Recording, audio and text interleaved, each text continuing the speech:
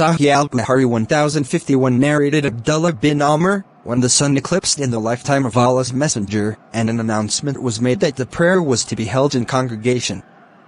The Prophet performed 2 bowing in 1 rak'ah. Then he stood up and performed 2 bowing in 1 rak'ah. Then he sat down and finished the prayer. And by then the eclipse had cleared. Aisha said, I had never performed such a long prostration. Sahih Al-Bukhari 1052 narrated Abdullah bin Abbas, the sun eclipsed in the lifetime of the Prophet, p.b.u.h. Allah's Messenger offered the eclipse prayer and stood for a long period equal to the period in which one could recite Surah Al-Baqarah.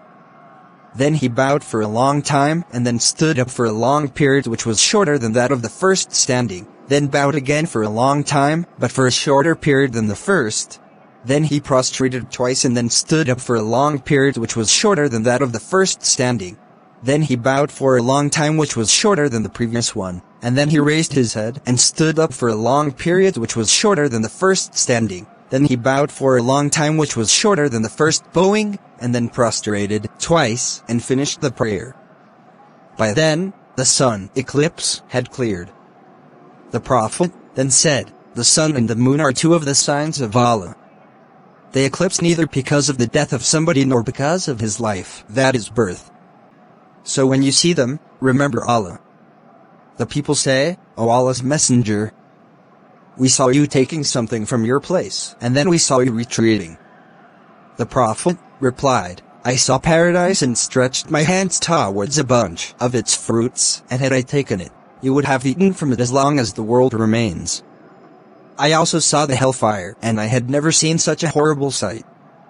I saw that most of the inhabitants were women. The people asked, O Allah's Messenger, why is it so? The Prophet replied, because of their ungratefulness. It was asked whether they are ungrateful to Allah. The Prophet said, they are ungrateful to their companions of life, husbands, and ungrateful to good deeds. If you are benevolent to one of them throughout the life, and if she sees anything undesirable in you, she will say, I have never had any good from you. Sahih Al-Bukhari 1053 narrated Fatima bint al-Mundhir, Asma bint al-Bakr said, I came to Aisha the wife of the Prophet, p.b.u.h, during the solar eclipse. The people were standing and offering the prayer, and she was also praying too. I asked her, what has happened to the people? She pointed out with her hand towards the sky and said, Subhanallah. I said, is there a sign? She pointed out in the affirmative. Asma further said, I too then stood up for the prayer till I fainted and then poured water on my head. When Allah's Messenger had finished his prayer, he thanked and praised Allah and said, I have seen at this place of mine what I have never seen, even paradise and hell.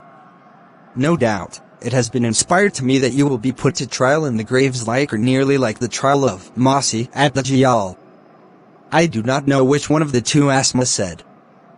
The angels will come to every one of you and will ask, what do you know about this man, that is Muhammad? The believer or firm believer, I do not know which word Asma said, will reply, he is Muhammad, Allah's Messenger, p.b.u.h, who came to us with clear evidences and guidance, so we accepted his teachings, believed and followed him. The angels will then say to him, sleep peacefully, as we knew surely that you were a firm believer. The hypocrite or doubtful person, I do not know which word Asma said, will say, I do not know. I heard the people saying something, so I said it, the same. Sahih Al-Bukhari 1054 narrated Asma, no doubt the Prophet ordered people to manumit slaves during the solar eclipse. Sahih Al-Bukhari 1055, 1056 narrated Amr bint Abdurrahman, a Juz came to Aisha to ask her about something, and then she said, may Allah give you refuge from the punishment of the grave. So Aisha asked Allah's Messenger, would the people be punished in their graves? Allah's Messenger asked Allah's refuge from the punishment of the grave, indicating an affirmative reply. Then one day Allah's Messenger rode to leave for some place, but the sun eclipsed. He returned on the forenoon and passed through the rear of the dwellings of his wives, and stood up and started offering the eclipse prayer, and the people stood behind him. He stood for a long period and then performed a long bowing and then stood straight for a long period which was shorter than that of the first standing. Then he performed a prolonged bowing which was shorter than the first bowing. Then he raised his head and prostrated for a long time and then stood up for the second rak'ah for a long while. But the standing was shorter than the standing of the first rak'ah. Then he performed a prolonged bowing which was shorter than that of the first one. He then stood up for a long time but shorter than the first. Then again performed a long bowing which was shorter than the first, and then prostrated for a shorter while than that of the first prostration. Then he finished the prayer and delivered the sermon and said what Allah wished, and ordered the people to seek refuge with Allah from the punishment of the grave.